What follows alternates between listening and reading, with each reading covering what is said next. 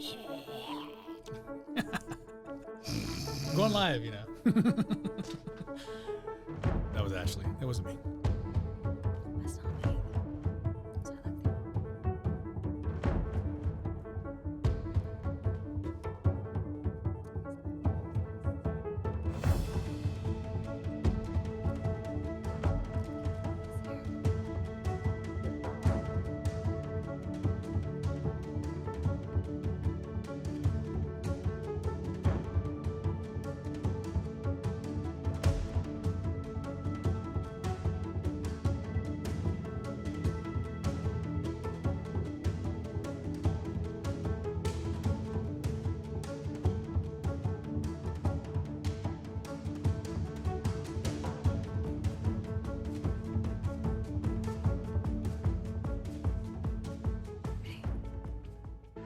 Hello.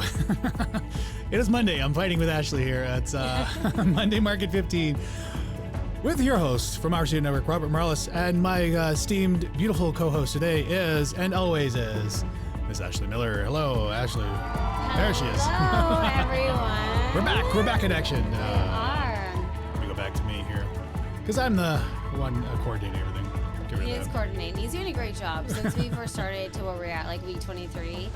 And I wasn't here in the beginning, but where you come from since I started to where you are with like the studio and the microphones and the lighting, and there's so many cameras and everything. It's super cool. I love it. I do what I can. But we're here to talk about the market. Yes. We're here to talk about the housing market. We're in the Phoenix metro area, talking about housing and the things that you want to know about the Phoenix market. So give us some loves. If you're watching us live right now, give us those heart emojis because you love what you're seeing, love what you're doing, watching, hearing. If you love just Ashley, if you love those beautiful blue eyes, we'll take those hearts as they come. If you're on YouTube right now, hit the like button because you like us and you want to subscribe to our channel. So the subscribe button just off to the right a little bit if you want to keep the left thumb busy and then the right thumb busy. We got you covered. So back here on Monday, week 23. Can you believe we're almost halfway done with the year, Miss? 23 is one of my favorite numbers, actually. Oh, is it? It is. Why 23? Michael Jordan? LeBron? LeBron No, James? neither. Oh, God. You're not even basketball. It's not a basketball related thing. It was the day that my very first son was supposed to be born, and I went into labor, and I was like, oh, my God. And then he didn't come until the next morning, the 24th. And I was like, man, you should have been born on the 23rd. And he wasn't. It was 24th. He's like, why is 24 not your favorite number? I'm like, well, because I planned the 23rd, and then you didn't come. You came to the 24th, and so... Oh, boy. But it was the day that I literally went into labor on the 23rd. And now in my mind, that was like the monumental moment in my life where like, oh my God, I'm going to be a mom. This is so amazing. So that number just sticks in my head. Oh. And this is our 23rd episode, which we're giving birth through information. We're giving a 23rd baby. So our topic is mind, body, and house, which is typically mind, body, and soul. But our house...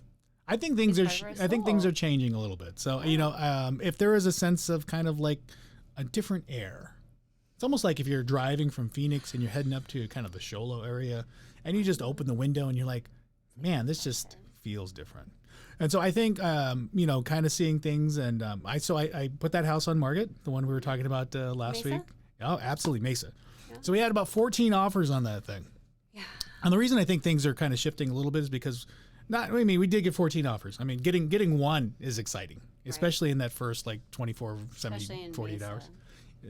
Sorry, did I say that out loud? Ashley doesn't have an opinion, so she does express her opinion, but there are just opinions. So if you're from Mesa and you love Ashley, you gotta forgive her a little bit. It's just Mesa is becoming one of those areas where we're figuring out. We're not sure what's happening, and I feel like a lot of people want to move to Gilbert and Chandler. You. No, but Mesa is now becoming kind of like a new up and coming area because the options are becoming limited in Gilbert, Chandler, and that eastern space. So just come down the 202 a little bit. It is the third largest city in Arizona. Right. And it's great. It's changing. There's a huge change in the trajectory of what Mesa is going to look like. And if any of you guys are smart, and this is my opinion, I'm not a real estate agent. I do not look at the stats in Mesa, but do you feel that way, though, that Mesa is about to become something a little bit bigger? I think the direction, especially the downtown area of Mesa, is really focused on trying to create that culture. Yeah. I think Gilbert has a little subculture, a little kind of farm I would say hee haw a little bit, but I mean the little bit of farm culture. Scottsdale is kind of like that too, but it's a little bit older, kind of kind of cowboyish, I guess, theme. But that Mesa, I think, is historically always struggled. They brought in the light rail. That really didn't help things. That closed a lot of businesses. And then you had the whole viral thing happen, and that closed some more businesses. But I think it's coming along. I mean, I know they've contracted for multi-housing down by like Mesa Drive in Maine. But it's got its tough areas, and it's got some work still to go. But I think it's potential. There's so it's definitely many got potential. areas that have tough areas. So let's kind of change the trajectory for what we're about to talk about. 85032. If you just cross over, 32nd Street, you go from like, the upcoming North Phoenix. That is, it's beautiful. Like people are buying homes and remodeling them. But you go across the street, and you're like, you got the trailer parks, you got the morgues, you got some special things happening, right? Cemeteries? No, not in 85032, but in Mesa you do. So but I feel as if Mesa is now going to, in downtown Mesa, if it changes that feel, but the only way it's going to be able to change the feel is people start buying there again. Yep. People need to start buying in Mesa to give the community a little bit of enticement to, like we talked about last week, a Starbucks. No. Eventually, Starbucks are going to start showing up in Mesa because there's not very many, from my understanding. I do live in Mesa, and there was a Starbucks that came recently in about a year ago. Yeah, so that's what we said last week. It's going to change your home about 5% in the increase. So I do feel like Mesa is going to be one of those communities that most people don't look at right now, and they wish they would have in the future. And I think that the property that you have, which you were telling me you have a lot of offers, and did you guys settle? Did you find, I don't mean to use the word settle, I apologize. Did you guys we accepted an offer, and the reason we kind of started talking about Mesa was because of this house. And we accepted an offer, and it wasn't one of those, because I think at the beginning of the year we had a lot of appraisal contingency waivers. People just saying, hey, I'll take it for whatever it's worth. I'll offer $40,000-$50,000 above the list price, and I'll just take it. Waive the appraisal contingency. Which and some people just say waive appraisal, but sure. In this whole process, we got 14 offers, and we went through that whole thing, and nobody waived appraisal. There wasn't a single appraisal waiver. And granted, the purchase price for this particular home was on the lower end, so you had a lot of majority of what we have are FHA buyers. We had a couple cash, we had one conventional, but a lot of it. Wasn't what I anticipated. What I anticipated was a bunch of appraisal waivers, way over asking, and I start to see that, and you start to kind of see this like shift, this like kind of bellowing out a little bit, and it's kind of in the numbers. What we've been talking about these last couple of weeks. I'm going to put this up real quick, just so you see. I had a bunch of stats, but let me go. Here we go. Yes. But one of the things that I really liked what you said over the weekend when we were on the phone see was this index. Yeah, that you were looking forward to seeing all the offers and not just going for the cash offer, because I feel like that's what so many selling agents want to do, is they just want to go for the cash offer. Correct. But why are we not giving an opportunity to, like you said, FHA buyers, the conventional buyers, like people who are not waiving appraisals, people who are not waiving. So we did go over all of them, and we did accept one that was FHA. That's fabulous. Because of the structure and the particulars of that offer, and what they were willing and initially, I guess, waived, or at least were more open to accepting. I don't want to disclose it all because I don't want to relate it all in the contract.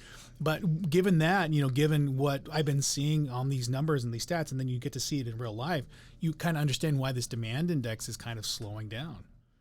Because I think people are being more mindful, which is what we talked about. Yeah. We're talking about being more mindful in their offers, running comps, running numbers. Like I'm still looking for a house myself. And the house that we liked was listed at $519. I ran numbers, I ran comps, and it was between $450 to $460. That's pickle. Well, you're right, it's kind of right in the middle. Yeah, and when I pulled up the listing and got more information on the house, the agent's trying to through a whole list of like items that would justify that $60,000 swing, and he itemized it out. And then when you look at the grand total, it was like $60,000. And that's the thing. You have to realize when you look at updates and upgrades, you can't include labor on that. An appraiser will not include that you spent $10,000 upgrading your cabinets. They're going to say, well, those cabinets were only worth $5,000. Exactly. So they will only appraise them at $5,000. If they've been used for a few years, they'll be kind of appraised a little bit less. Mm-hmm. So, putting that in there that the cabinets cost you $10,000, well, they cost you $10,000, but they're only valued around $5 or $4, whatever you paid for the cost of materials.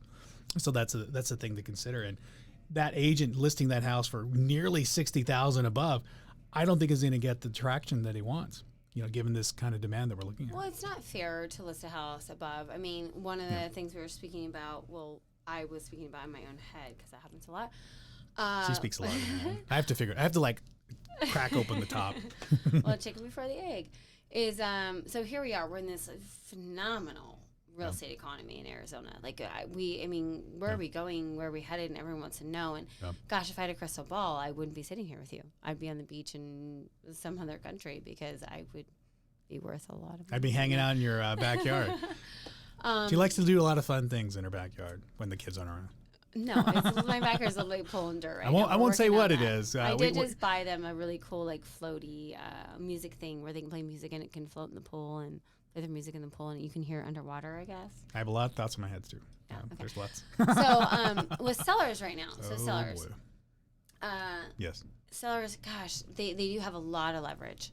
They do have a lot of leverage. But my thing is going to go out to selling agents. At what point is what's the word I'm looking for? Not as enough or is too much. Like, at what point are you going to tell the sellers, like, let's just be fair? Because they're selling. Where are they going? Where are the sellers going? I don't know. Where are the buyers coming from? I want to know. So I've been getting. Can we ask that question online right now? Yeah. People currently right now who are selling. Ask away. Look right at the camera though. Oh yeah, the camera. Who are selling in the real estate market the way it is? Where are you going? We want to know. If you want to go ahead and put those comments and questions right in the comments section. We'd like to hear where you, as a seller, if you're selling your house right now, where are you going? Are you going out of state? Are you hanging back? Are you purchasing a house? Or do you already have like a rental that you're just going to move back into and put your renters out there? Because there was an interesting article that we found, and that's what's kind of alluding us to the next topic, was an idea. You know, I think right now people are being very creative in their house hunting and house swapping. You like that? That was a good swapping. That was a good segue. A good swap. Look at this segue right here. So swapping homes. And it's swapping homes. It's not. We're not talking about 1031 exchanges, by the way. Yeah. And some of you that are listening may not even understand a 1031 exchange. Most of us don't. But house swapping is a very interesting concept. And I'm not going to get into too much detail. We just don't have enough time. Yeah. I think the initial question was, sellers, where are you going? Is because you own multiple properties, because you're going to want to take the equity and use as a down payment another property. And then buyers, where are you coming from? Where are they coming from? Are they coming from a rental? Are they upgrading? Are they downgrading? I'm curious. I'm curious to know, because we only know what we know. Yeah. I want to know where are people going, where they're coming from, and what does that look like? Well, Evan says he's not selling right now. And I think a lot of people are mindful of that too. I think there's a good segment of people that are good where they're at. I think they like the numbers that they're seeing. So, it's almost like watching your stock grow. Oh, my stock is doing good right now. Which one? AMC. I want to know. Oh, you bought AMC? I am not a financial advisor, and I do not condone. But she's a hodler. She's one of the ones. Really what did you buy it at? What did you buy it at? $10. Oh, you did? Really? When? Like 3 weeks ago, and I bought into Express as well. Did you sell it yet? I'm not selling it. So this goes back in the real estate market. Oh God. So when you buy something, okay, let me give you a stat. We only have 15 minutes. 83% of people's retirement, and I've said this a million times, comes from their home equity. Yeah. 70% comes from 401ks, mutual funds, yada, yada, yada. Or if we get really lucky, which I have been recently with the stock market, because I've been paying a lot of attention, we can gain money. So I'm up in the stock market, highly. However, it goes up and it goes down, and it goes up and it goes down. Well, so why people right now who have a lot of equity in their home, we already know they've gained between 21 and 32% of equity, correct? That's just an average in Maricopa County or in the Valley. Those are your stats. Do they just sit and wait? I need to verify those stats. They are. You can verify. Do they just sit and wait and continue to gain their equity with the potential of losing? Everything is a potential gain or loss. Or do they sell, make their 21%, let's call it, and move on and go where? Goes back to my initial question. Where are you guys going? Where are you guys going? Oh, Evan says, I hope my retirement does not come from my home. Ooh, interesting. I'd like to hear Evan's opinion on this. Evan probably has AMC. He probably does. And Express. He's following you. He invested in GameStop. Oh boy, yeah, you too. No, but that's so everything is just an ebb and a flow. It's an up and a down. It's an up and a down. So can we say it's an Evan flow? Evan Fisher. Ev.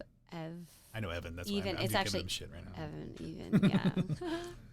But so there is a segment of people that do use that, and then they cash out, and then they buy something smaller, and then they buy that for cash. A lot of these 55 plus communities are still ranging in the 200,000, simple 2-bedroom, 2-bath. But you have to kind of deal with the nuances of being in a 55 plus community. Do they have pickleball tournaments? A wiffle ball, maybe. Shuffle. Pickleball's been really big right now. I don't know. That's I a don't whole do nother pickle. side conversation. I'm not good at it, nor have I ever played it. That's why I'm probably not good at it. But how do we determine where we are? So when you buy a home, right? And all of a sudden somebody's like, oh my gosh, you have $100,000 in equity. And you're like, oh, when I sell this, I can make $100,000. In Arizona, the average income is what? 42 rushes between 38 and 45,000. From what I recall, I thought it was like 52 or 56. For a single family or double family, it depends on what you're looking at. Yeah, and I'm considering household residence, so I mean, and that's obscure to me. Let's just use 50,000 as the number, right? Miss so Miller, now they enough. can make $100,000 off of selling their property. So now they've doubled their income within one sale. But where are they going? That's right. I'll let Evan mentioned here that he would do an equity swap if you decide to buy another home and rent out his home. So actually, the person that I listed their house last week in Mesa, that lower priced house, they decided and they anticipate the market making a correction and quote unquote crashing. We're not financial advisors anyway. Nor do we suggest that it's going to crash, but she anticipates that the market's going to shift and fluctuate to the point where she can purchase. She's going to use the equity that she gains, and hopefully if the sale completes in the next 30 days, it'll be roughly, 100,000 or so. And she's going to pay off some debt, and then she's going to roll it into, I don't know, savings. I don't know what her plans are exactly, but her future plan the next year is to go house hunting at that point. Do you think, though, so the only way I would condone this, in my personal opinion, not that anybody needs to follow my opinion or listen to me. She buys AMC. Do not follow. Do not listen. If you owned a property that had a lot of equity and you were downsizing and you knew you were going to make $100,000, $150,000, and you could take that money and you had a sustainable career, a sustainable lifestyle, and you could put that money and you could save it and then turn around and maybe buy something at a lesser cost and use those funds to buy maybe a smaller property, that would make more sense. But to think you can do an complete exchange with the equity in your property, I'm just not even sure. Well, a couple of years ago, we were buying homes in order to go up, and sell off and purchase up. And I don't think that's this environment right now. I mean, again, whatever you make on your property today, it's just going to roll into your next one. Yeah. So that's this is a great downsizing market for folks who their kids are. If you were ready to retire, absolutely. This isn't for retirement. That's what I just said. 83% of your equity comes from or 80% of your wealth comes from your home equity. This is a great time for people to retire. So if you want to retire, you need to call Robert. But he can help you sell because you're going to make more money right now. What stock or 401k can you invest in that's going to give you what we've experienced in the past 4, 5, 6 months, 21 to 30-something% equity? So the other thing to consider too, and I thought about this, and it's not something that, again, I recommend anybody doing, but it's a cash out refi. The condo that I have now, I think I purchased around $80,000. And if I sold it today, or if I refied it today, I should say, I could refi it around and receive about 95 after closing costs and everything else. So it's cash in hand. Yeah. And if you're in an environment to where you feel that the dollar, or at least some things or issues in the economy are going to happen, inflation for one of them, you can pull that money out and invest it somewhere else that's going to get you a higher return. I mean, there's really no other higher return than a house, but you can't necessarily leverage on your house, or you can't really leverage off anything else like a house can. You can't pull the equity out of you're stuck. You either have to sell it, Right. But the thing with the house is you can leverage off that and use that money in this volatility for something else in order to gain it more money, and you still have your asset, and you're still able to leverage off of it. So there's some things that you can kind of with a cash out refi. So I considered that, but I just ended up refining, lower rate, lower payment. Refining is not a bad idea. So no offense to you, because you buy and sell houses, like that's your job. But from my personal perspective, would be if you do have a property where you're not quite ready to sell and you have the equity and interest rates are low, because there's an article right here. Would higher interest rates? Hold on one second. Higher interest rates would be good for. Well, this is Treasury Secretary Janet Yellen. It is what it is, but the point is like if you have an opportunity to maybe pay off some debt, like for instance, like your vehicle or some other things that are happening in your life, and still take the 2.5 or 3 up to 4% and pay off some stuff and keep your home, like that would, I'm not a financial advisor, but that would be a great idea. It doesn't benefit you as an agent, but it's definitely a consideration to do, because you're looking at a low interest rate environment, so a 3% interest rate versus a car, which sometimes I have a friend that has a car loan for like 18%. I'm like, what are you doing? I do too. But it is what it is, and you fall into that. So what this information is with the CNBC, Janet Yellen is saying, hey, I think they're just floating the information out there to see how markets are going to react. Yeah. And I think because this was released this weekend, you saw when I was looking on markets this morning, the Dow, the Nasdaq, there was so many, the volatility of the market just kind of went down a little bit, which is kind of crazy if you watch some of that stuff. But again, with the anticipation that the interest rate goes up, it's going to reduce the amount of housing that's out there. My first house interest rate was at like 8%, and I was so excited. So that was low. It was 8%. That was like so exciting to me. I just think that we need to make very educated decisions, and I will always tell Robert and say, you have to find an agent who is there for your best. They're there to help you make an educated decision. Yeah. And with Robert, like, he's not going to tell you, hey, just go sell your house and take that money, unless he has, or you yourself has a plan in action. What's going to happen next? Yeah. What's going to happen next? Okay. And then the buyers. I do consider that. I mean, I did have a friend that did say that they wanted to buy AMC too, and knowing her situation. I'm not talking about AMC. I'm talking about but I'm relating it back. So they came to me and said, hey, should I buy it? Because we do our finance show on Fridays, and we talk about finance and stuff too. And I knowing her situation, said don't. I mean, it was just a flat no. When you invest in stocks, you have to be willing to know that money may never be seen again. Well, that's the truth. That's the thing, is that she's not in a particular situation to blow like $500 on stocks. She needs. But again, she's gonna do whatever she wants to. But I think your point is you have to do your recon. You do your research, get your information out there. And the reason I put up the 10-year Treasury, because it is connected to our interest rates, and it has been fairly stable. I mean, there was some spiking at the beginning of the year. We went up, early January, and it's just been kind of stable. And I think when Janet Yellen gets on the horn and basically says, hey, guess what? Interest rates may go up. It causes this volatility, and it causes people to be a little bit more conscientious. And you start seeing these pullbacks. Like, well, if the interest rates are going up, I either better buy now, or hey, just wait. Yeah. So and the sellers are scared now because they're like, oh, we can sell, but we can sell for $100,000 of our equity. But when we go back in to buy again, and the interest rates are higher, 1 + 1 always equals 2. It never changes. So. I know. And so, like, with that, I mean, like I said, I think there's a lot of pullback in the buyer situation, which is reflective of the demand index that we're seeing here. Demand, I believe, is slowing down. At least, again, people are being more mindful about their money and their decisions, and not spending, $80,000, $100,000 over asking price, because it doesn't make sense to dump all your money into an asset that you can't really leverage. You can't. You don't have control over it. And then a year from now, you try to go refi and leverage off that asset. Guess what? You overpaid. And now it's valued less potentially. Unless you're willing to stick it down and stay. So if you're going to make a major decision like that, in my opinion, and you're going to purchase a property and you're going to take your funds, your investment, just like your friend, like the $500, like that's probably almost all she has in her bank account. If you're willing to pay $50,000 over, but know that you're going to stick and you're going to stay, then God bless you. Amen. stay. Just like AMC. You spend $10. Now it's at like 50. With the potential of it swinging went up back to 70, then it went down to like 40 something. Now it's like I think 55. I think the 2-year average on that was like $7 a share. Well, it used to be, but anyway, that's neither here nor there. Now So it's all crazy. it's just talking about housing. where are you willing? If you're just trying to sell and buy real quick to make a quick buck, yeah. But that's everybody though. That's this whole environment. That's why we had this frenzy for the last year. We have to think beyond that. We got FOMO, we got YOLO, we got all the YOLO O's. for missing out.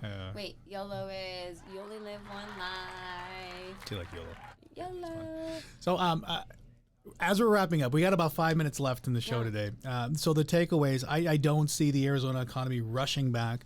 I mean, we're not really seeing the numbers in our labor. I'll put that up here. Oh gosh, yeah. We're pretty stagnant. I got to move that. I can't. Yeah. We're pretty stagnant in our labor. Unemployment is pretty much the same, and it has been all year. And I anticipate some of the numbers being the same. Did you know that our unemployment right now is currently, maybe not right at this very moment, was currently higher than the Great Depression in the 1930s? We are going to go down in history books, and I feel like my advice to everyone out there, take it or leave it, because I only know what I know, is to just make sure you're making a financial decision that is, you're consulting with your real estate agent, you're consulting with your financial advisors, you're consulting with your family. Can they call you too, except for stock? Well, I talk a lot. Stocks. So don't call Ashley for stock advice. But it's making sure that you are using all your resources in your circle to make that financial decision, and doing some recon, man. Like Mesa, I swear, Mesa's going to be the next upcoming area. I'm telling you, quote me now, and whomever makes. How's that Mesa, Evan? How's that working out for you? Oh, Evan, I was in the Wall Street Reddit before it was popular. I believe you, Evan. I believe you. I do. I just made it into Reddit and I didn't even know it. Oh boy. So as we're coming to the end of the show, is there any takeaways or anything? Like I said, the biggest takeaway for me is that I think this market is kind of coming to a head, or at least being more mindful. We not, if anybody is like hesitant or a seller, I should say, is like, hey, you know what, I'm going to ride this out a little bit more. I see that coming to somewhat of a finite end. I don't see people making those, extraordinary offers anymore. They're really kind of being mindful of the comps. They're being mindful that if they dump all their money, they're not going to be able to pull it out or use it, or they're going to overbuy in a house. And I'm not seeing the same volatility I was back in January that I'm seeing now. We're still getting, 12, 13 offers on a house, which is awesome for the seller. But the competition is being fairly the same. When I called back on some of those offers we got this weekend, they were all pretty close. There wasn't anybody crazy out there doing crazy stuff.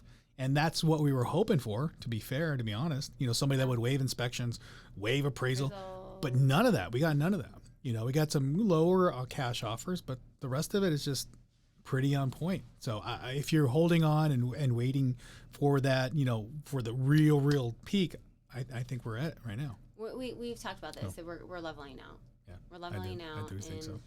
If I could give one piece of advice, get out an Excel spreadsheet, write down your expenses, write your pros and your cons, just like back in the day. Even if you use, like, I'm a pen and paper person, like legit. Like I am. She's writing like a storm person. over here. I am. Write down your pros and cons. Consult with your real estate agent, consult with your financial advisor, and make sure that you're making a financial sound decision. So AMC buy and hold, hodl. You're a hodler. Do you have any Coinbase? Do you have do you have any crypto? Coinbase. I do. Do you have any, what's your best crypto right now? Ethereum? Old school. I have Ethereum. I do have that. I do have Bitcoin, and I should have bought into it a long time ago when somebody told me to, because it's at like 35,000 I think right now today, and that's okay. But again, it's just this goes back to real estate. If you, in my opinion, if you are going to purchase a home right now, you just stick with it. Maybe pay a little bit more than you probably would prior to, but if you're going to purchase, just stay. And if you're going to sell, make sure you have a game plan, because we don't want anybody to be homeless out there right now. Correct. Yeah, and if you're struggling, just hold on, and be mindful that the race isn't over. It's really not over yet. But, there is a little bit of hope and hope for those buyers out there. The sellers, like I said, if you're on the fence about selling, really consider and make that move now, because I believe we're pretty much at the head. Is it gonna topple over? I don't know. That's something for you to kind of decide whether or not what direction that's going. But hope is not a strategy. You need to come up with a strategy. Hope is not a strategy. So my name's Robert Morales, RCA Network. Oh shit! Let me do it again. I was building up. I have to have the build up because we have a build up. We have a show. We have to pretend like we're actually doing something here. Yeah. So this is Robert Morales, RCA Network, with Miss Ashley Miller, the great Miller. Miller Time with Great American Title. We'll be seeing you guys here next week, Monday, Market 15, around the 2 o'clock hour, when we're not late. Uh-oh. All right, we'll see you guys later.